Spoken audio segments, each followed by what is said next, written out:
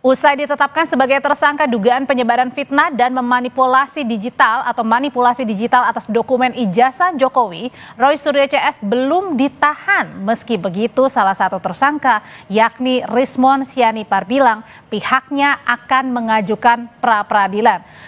Sudah hadir bersama saya di studio Kompas TV ada Ketua Umum Jokowi Mania Andi Aswan. Selamat sore Bang Andi. Sore Audrey.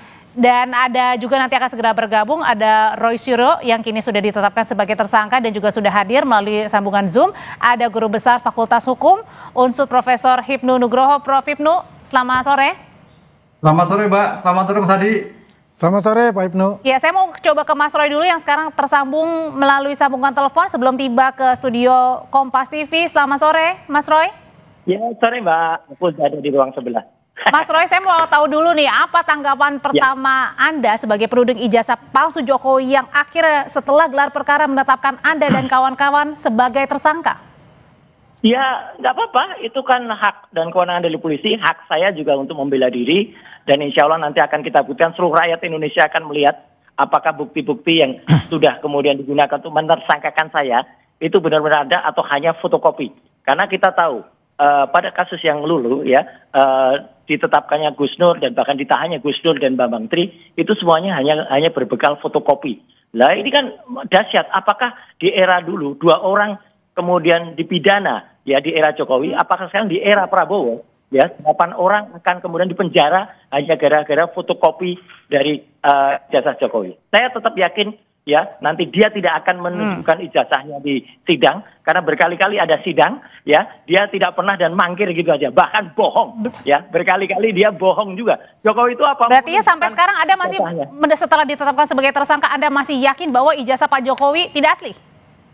Tidak asli, 99,9% Oke. palsu. Dan insya Allah itu nanti rakyat akan melihat dan Allah Subhanahu Wa Taala akan menjadi saksi semua. Oke, tersangka Roy Suryo, Bang Andi masih berkeyakinan sudah ditetapkan sebagai tersangka, masih yakin ijazahnya Pak Jokowi nggak asli? Ya itu kan haknya Mas Roy Suryo ya yang mengatakan itu. Yang jelas kita lihat institusi negara sudah mengatakan bahwa ijazah beliau adalah asli. Bagaimana katakan ijazah beliau asli? Ya sekarang sudah ada penetapan tersangka, ya kan? Ada 8 orang. Dibagi 2 klaster. Dibagi 2 klaster. Jadi ini menarik ya. Artinya ada 5 orang klaster 1, ada 3 orang di klaster 2. Ya. Jadi intinya di sini adalah perbedaannya itu hanya di pasal yang digunakan. Oke. Ada pasal 160 terus ada pasal yang di luar yang pasal 160 itu di klaster yang kedua. Ya pada dasarnya ya kita juga menghormati apa yang telah dilakukan oleh Mas Roy Suryo dan kawan-kawannya itu dalam arti pembelaannya nanti ya mau melakukan pra-peradilan itu adalah hak konstitusi yang dilindungi negara juga. Oke, apa benar Mas Roy Suryo dan kawan-kawan ini akan mengajukan pra-peradilan? Lah kalau ini saya asli datang ada fisiknya. Kalau yang tadi ijazahnya itu nggak asli. Tapi sudah ditetapkan sebagai tersangka Mas Roy. Nggak apa-apa. Yang namanya tersangka itu 1 tahapan. Wong saya tersangka nanti mungkin kalaupun jadi terdakwa. Kalau nanti terus lagi misalnya jadi terpidana, ada yang terpidana 6 tahun aja masih bisa menghina hukum seenaknya dada-dada. Tapi nggak takut Mas Roy? Apanya? Nggak takut nih nanti? Yang saya takut dan teman-teman takut adalah kuasa Allah Subhanahu Wa Taala. Kalau hanya dengan bukti-bukti yang zalim kayak gini, ya kita akan lawan. Lawan termasuk dengan mengajukan pra-peradilan? Ya, itu nanti adalah salah satu apakah kita mau praper atau tidak, tunggu tanggal mainnya. Kenapa harus ada? Apakah dengan pra-peradilan menunjukkan bahwa kemudian juga Anda takut? Oh, enggak juga. Jadi yang namanya praper itu hak. Apakah nanti praper? Apakah nanti misalnya ada upaya lain? Misalnya ada. Terus kemudian nanti tiba-tiba ternyata ditemukan kebohongan yang dilakukan oleh UGM misalnya. Ya, misalnya KKN-nya itu ternyata bukan Jokowi yang ada di desa KKN. Saya sudah menemukan siapa itu orang kehutanan yang ada di KKN. Ya, nah itu nanti akan kita bongkar semua. Rakyat akan menjadi saksi, Pak Andre dan juga Bang Aswan. Masih terus melawan nih Bang Andi. Masih terus melawan kubunya. Ya kalau tidak ada perlawanan itu bukan Roy Suryo. Itu ciri-ciri khas beliau ya. Kita hargailah apa yang dilakukan oleh Mas Roy Suryo itu.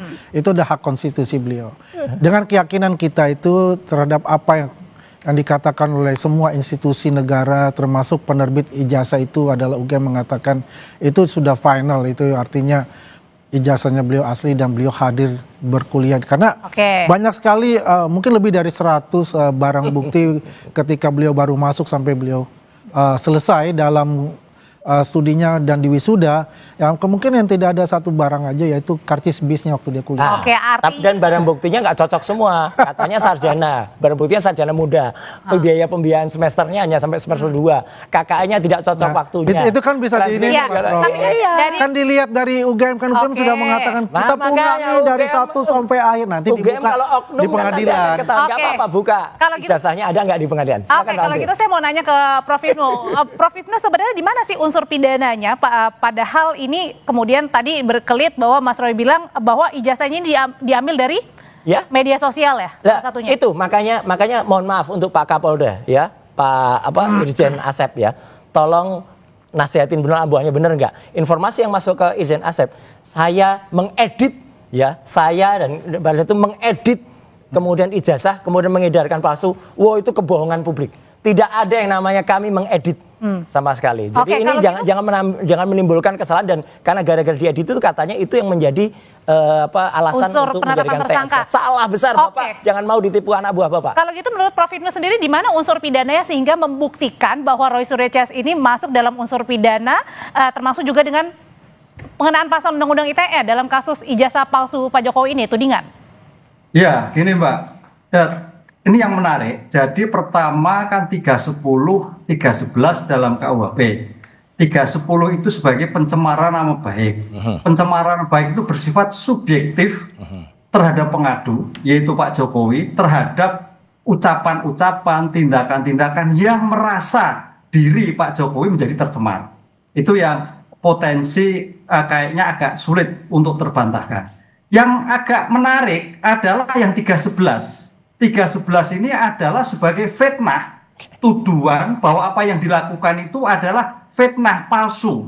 Nah, oleh karena itu sebagai cara yang terbaik 311 ini tidak hanya pencemaran tapi juga bagaimana membuktikan kepalsuan tadi.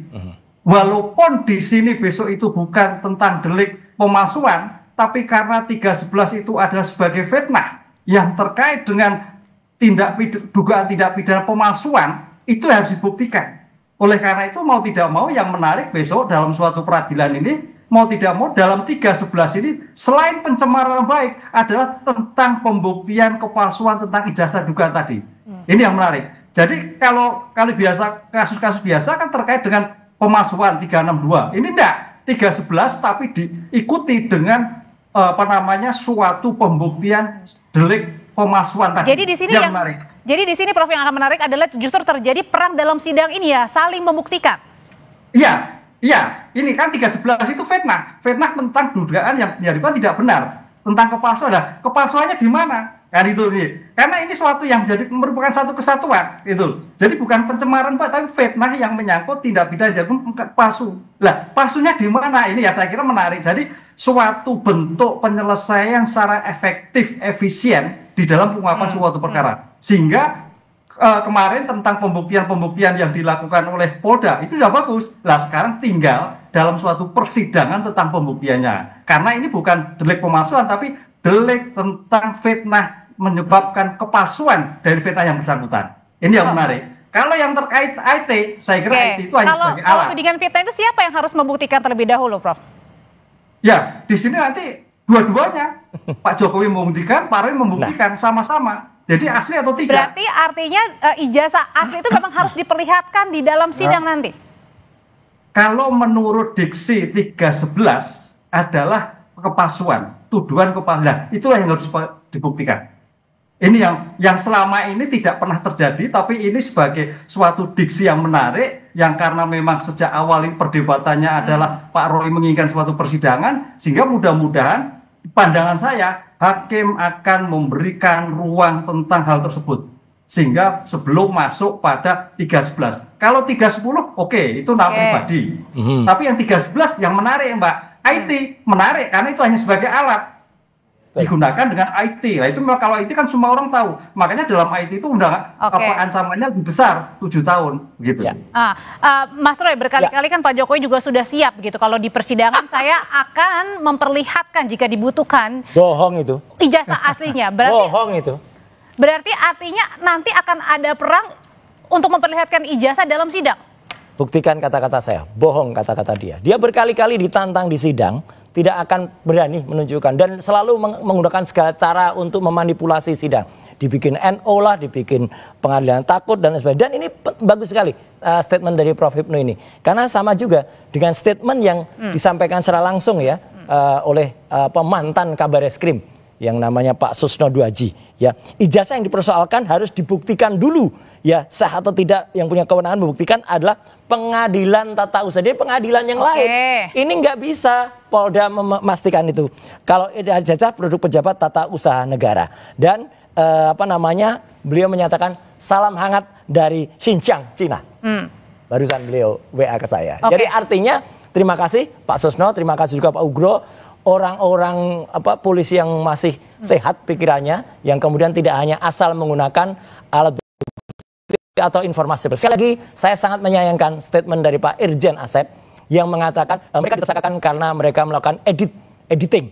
Tidak ada Pak editing yang dilakukan. Justru ada orang PSI yang namanya siapa itu yang kemudian Sandi itu ya, itu yang kemudian mengupload dan membuat ijazahnya miring. Begitu saya miring, itu beda. Itulah yang bisa kena pasal 32 atau 35. Jadi maksudnya Anda adalah penetapan Anda sebagai tersangka ini tidak tepat pasalnya? Sangat tidak tepat dan itu harus batal gugur demi hukum. Dan itulah nanti ada langkah upaya apa yang akan dilakukan. Ya Pak Andi silakan ketawa. Bang Andi, sebenarnya kemarin pada saat Anda dimintai keterangan oleh media adalah bagaimana respon Anda terkait dengan tudingan atau sangkaan atau Mas Roy Suryo sudah ditetapkan sebagai tersangka, Anda bilang Pak Jokowi sudah siap memberikan ijazahnya, menghadirkan ijazahnya di persidangan. Jadi kalau tadi dibilang Mas Roy bilang itu adalah bohong, belum tentu?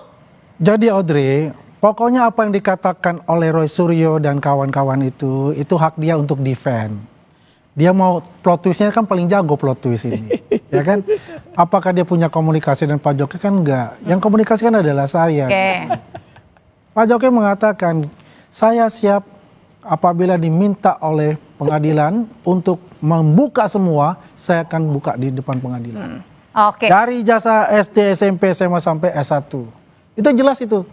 Mengatakan saya. Di mana? Di Solo mengatakan. Jadi itulah.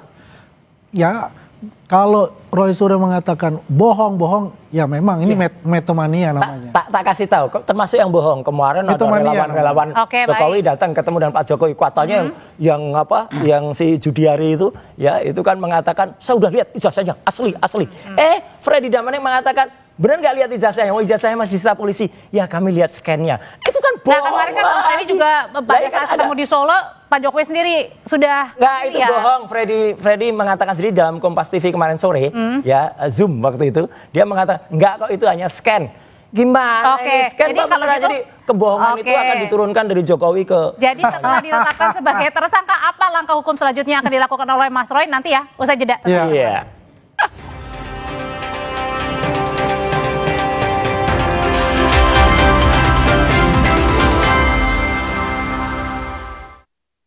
Minta dong, akhirnya dialog ini tidak meaningful participation. Gak cuma butuh didengar kita. Didengar mah gampang, abis itu dilakuin mau. Paling dizalimi nggak sih dengan hasilnya sanksi sidang etik itu? Ya, sekali lagi kita menghormati keputusan MKD. Harapan publik kan besar sekali Pak Sugeng. Bagaimana mendudukan perkara ini? Kita perlu transparan, termasuk kegiatan-kegiatan DPR yang itu semua masyarakat harus bisa lihat secara. Rosi, Sabtu 8 November, pukul 10 malam di Kompas TV. Banyak yang sudah membuktikan Aqua terasa sejuk meski tanpa didinginkan. Diproses dari air pegunungan dalam aquifer yang terlindungi, kaya akan mineral alami. Aqua, hadirkan kesejukan badan dan pikiran. Baru Happily popok celana dewasa 3-in-1, cocok untuk omalincah kayak Ega. Happily ekstra serap nampung hingga 1200 mg, gembung, ekstra kering, ekstra tipis. Ada ekstrak teh hijau, pakai dari pagi, nyaman kebel. Pakai Happily say, praktis. Nongki kesandang kesindang sampai malam, nggak bocor. Nggak kelihatan kan, say? Eka pakai popok. Oma Opa nggak usah worry lagi, pakai Happily. Happily, semua jadi easy. Wingscare. Bagi yang terbaik saat berlibur, bukanlah destinasinya, tapi momen kecil di perjalanan yang bikin liburan makin berkesan. Di Be Quick, kami memberikan servis maksimal hingga detail terkecil di mobilmu.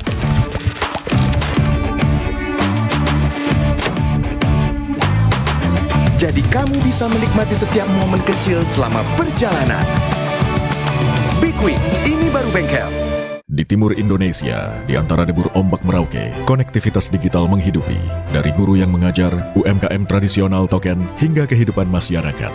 Semua terhubung oleh jaringan serat optik kabel bawah laut. Menyatukan negeri dari barat dan timur, hingga utara dan selatan. Jurnal Indonesia. Menjaga sinyal, merawat harapan. Senin, 10 November, pukul 9:30 pagi, di Kompas TV. Dipersembahkan oleh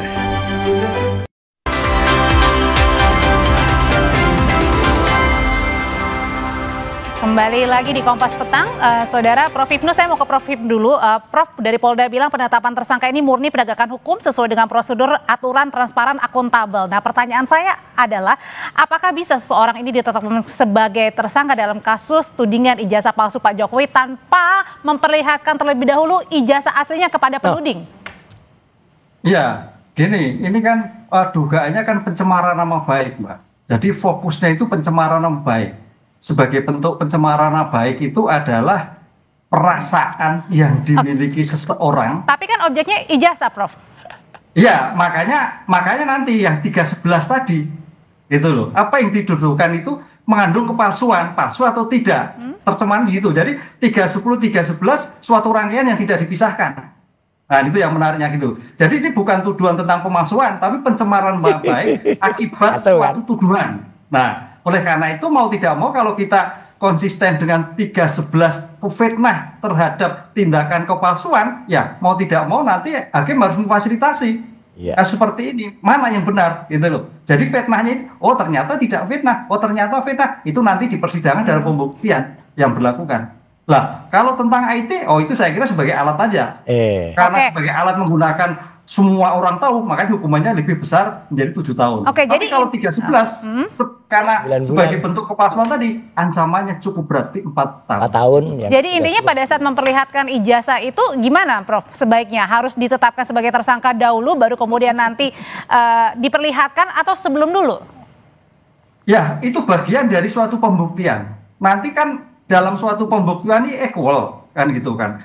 Kejaksaan, kepolisian mendalilkan suatu bukti-bukti secara subjektif mewakili negara, tapi objektif terhadap hukumnya. Lah, kemudian nanti penasihat hukum Pak Roy Suryo akan mencari, loh yang dituduhkan yang palsu yang mana, buktinya mana, pengen lihat dulu, kan gitu loh Pak. Ini kan di sini kan seperti itu kalau kita melihat suatu persidangan yang terkait 311. Lah, di saat itulah, ruang itulah nanti ada suatu perdebatan tentang ijazah tadi.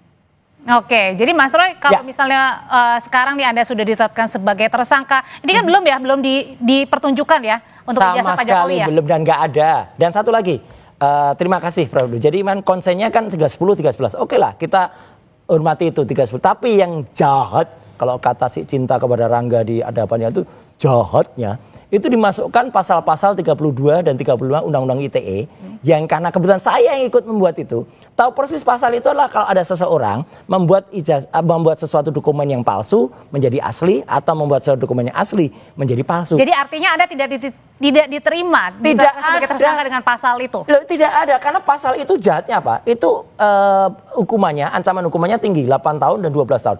Itu pasal seludupan yang akan digunakan untuk kemudian menahan kami.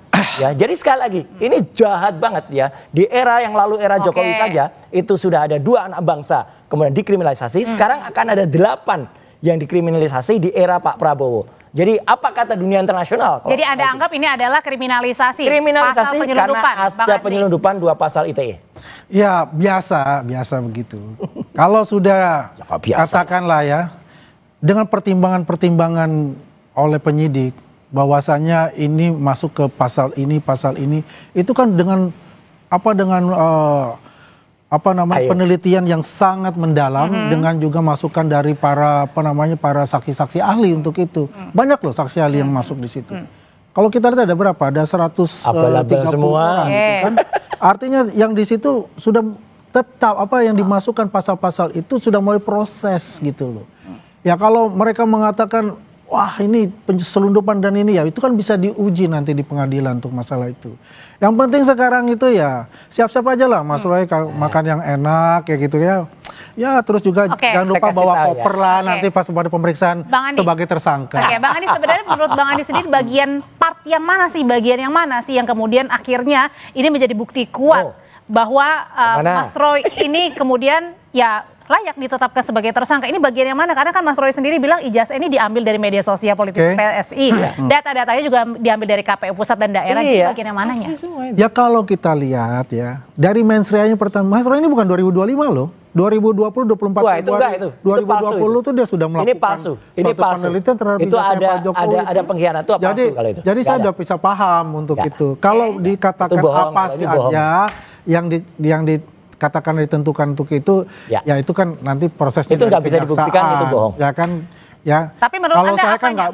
Ya kalau saya sih pasti ya itu undang-undang ITE-nya itu sangat kuat. Nah itu yang salah. Ya undang-undang ITE-nya tadi kan Pak Prof Ibnu juga mengatakan pasal 310 itu. Nah, itu juga salah satu penguatan. 310, 13 oke. Jadi yang intinya adalah ya itu saya tadi saya bilang ya udah tarung aja tuh nanti di pengadilan. Tarung tapi tidak boleh dikriminalisasi kalau pakai. Nah ini kan selalu mengatakan begitu ada setiap yang sudah di status tersangka kriminalisasi ada kriminalisasi. Pasal penyelundupan pasal penyelundupan selalu dikatakan seperti tapi tidak itu. Dikriminalisasi. Gini, seorang yang negarawan itu contohnya Yusuf Kalla. Yusuf Kalla jelas-jelas dihina sehina-hinanya oleh orang namanya Silprester waktu itu. Itu jelas ada rekamannya. Ini tapi Pak Yusuf Kalla hanya menggunakan pasal 310 saja.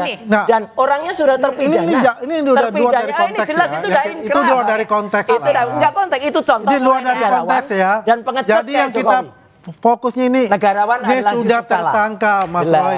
Ya, dan kapan akan ditahan? Nah, jadi begini, tersangka nanti kan ada lagi surat untuk diperiksa sebagai tersangka. Disitulah penyidik bisa menentukan apakah pasal yang mana yang mau dipakai dan pasal berlapis apa yang dipakai gitu kan. Saya yakin ya. Mungkin ini keyakinan saya. Keyakinannya apa? Ya itu jangan lupa bawa koper nanti jadi nggak bisa. Jadi menurut Anda adalah pemeriksaan pertama langsung ditahan. Masuk koper mana? Oke. Kalau Prof Ibnu sendiri ini kan salah satunya adalah undang-undang pasal yang dikenakan adalah terkait dengan undang-undang ITE, ancamannya di atas 5 tahun penjara. Menurut Anda apakah dalam pemeriksaan pertama langsung ditahan atau sekarang ditahan sebelum pemeriksaan? Ya, penahanan itu adalah tidak wajib ya. Karena kalau kita lihat dalam suatu penahanan itu harus ada syarat objektif. Bukannya di atas 5 tahun ini salah satunya. Betul. Syarat objektif terhadap semua tindak pidana yang diancam 5 tahun penyidik, penuntut umum, hakim dapat. Dapat. Kalimatnya dapat. Dapat. Jadi bisa ya, bisa saja. Syarat objektif. Syarat subjektif adalah adanya kekhawatiran melarikan diri, menghilangkan barang bukti dan sebagainya. Nah, pertanyaannya, Polda khawatir atau tidak? Polda sudah cukup atau tidak? Lah, ini yang terjadi di dalam suatu upaya paksa penahanan. Jadi upaya penahanan itu subjektivitas. Berarti opsional Polda. Ya, Prof ya. Bisa iya atau enggak gitu ya? Nah, iya. Bisa iya atau bisa tidak. Karena kekhawatiran melarikan diri, kekhawatiran menghilangkan barang bukti, dan dapat. Diksinya dalam konteks hukum adalah dapat, tidak wajib. Jadi tergantung pada Polda Metro dilakukan upaya paksa atau tidak. Dengerin tuh opsional, tapi gini loh, Mas Roy itu kan ada visa Australia 3 tahun. Lah, sama visa Amerika juga ada. Maksudnya dikhawatirkan. Oh ya bisa saja ntar dia. Visa Australia ada. Saya ke Australia. Visa Schengen juga ada, nggak ada masalah. Iya. Mas Roy nggak akan kemana-mana kan? Ngapain kemana-mana? Saya kemana-mana kemarin itu ke Australia katanya, itu melarikan diri. Enggak, saya pulang membawa bukti itu yang dikhawatirkan karena bukti bahwa Gibran adalah tidak sekolah. Saya sudah lihat, saya sudah lihat sertifikat yang dibawa. Mana ini bohong lagi? Ini bohong lagi nih. Jadi intinya ya, kalau saya Pak Ibnu itu mungkin persepsi Pak Ibnu ya. Iya. Selama ini kalau kita ketahui, yang di atas 5 tahun itu selalu ditahan. Kan begitu ya. Kalau Pak Ibnu bilang ini dapat ya. Ya mungkin dapatnya Pak Ibnu itu 80% gitu loh. Jadi Anda yakin bahwa nanti akan langsung segera ditahan? Yang di atas 5 tahun itu yang pasal 32, 35. Kalau itu tidak sah diterapkan, karena tidak ada dokumen elektronik yang saya edit, ya udah pasal itu gugur. 32, 35 harusnya nggak dikenakan. Ya kan nanti kan diperiksa lagi.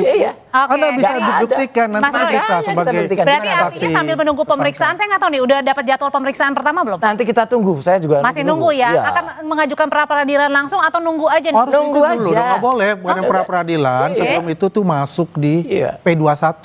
Udah P21 baru. Dan nanti saya yakin kalau misalnya tadi dikatakan itu jaksa penelitinya akan bingung nanti, akan P19, P21 kayak Jokowi dan Pak Kasmujo dulu bolak-balik karena sama sekali nggak kuat. Dan kalau dilihat BAP-nya patah semua. Yang dituduhkan ke saya itu kegiatan tanggal 26 Maret. Saya nggak ada di situ. 22 Januari nggak ada di situ. Jokowi laporan tanggal 30 April.